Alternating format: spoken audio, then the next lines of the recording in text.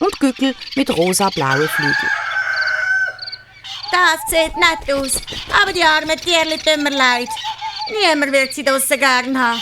Alle werden sie vertreiben. Darum müssen wir sie schnell einfangen. Wie denn? Sie sind doch schon alle zum Fenster raus. Sollen wir ihnen jemanden nachfliegen? Tollebollen war hässig. Immer hat die Lehrerin Siebentricks jeden Spass verderben. Die Vika aber hatte eine bessere Idee. Ich hexe eine Speziallockpfeife, die trillert, gackert und krächzt. Aber das war schwieriger zum Zaubern, als sie gedacht hat. Die Mary-Lou hat geseufzt. Hat sie doch ihren Werkzeugkasten mitgenommen. Mit dem könnte man jetzt ein Vogelhaus bauen, mit Gartenhage und Speiskammer, mit Betten aus Stroh und einem Planschbecken dazu.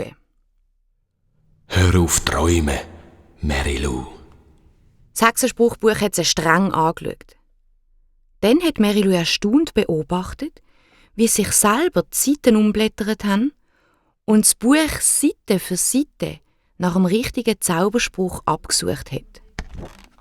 Da hat Hollebolle gerufen. Schau doch, in deinem Buch sind 100'000 Morgenbrösmeli. Kein Wunder, dass das so verlottert aussieht.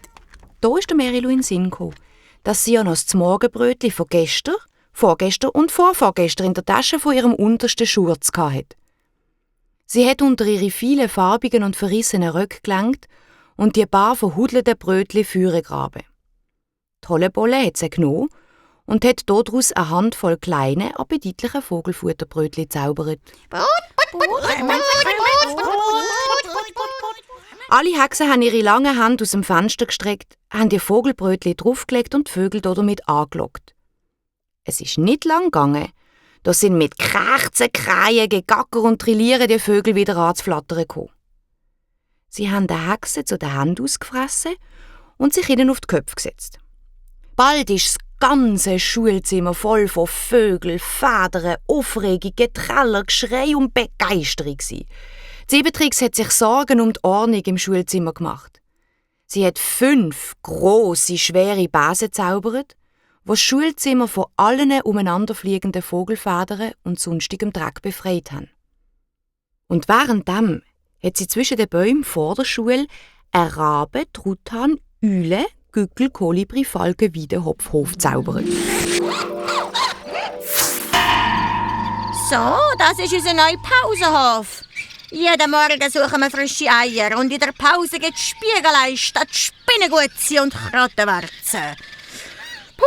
Ich bin von dieser Aufregung ganz kaputt. Ich möchte mich im Moment ausruhen. Also, macht euch gefälligst unsichtbar. Aber Sie, Frau Lehrerin, unsichtbar machen haben wir doch gar noch nicht gelernt.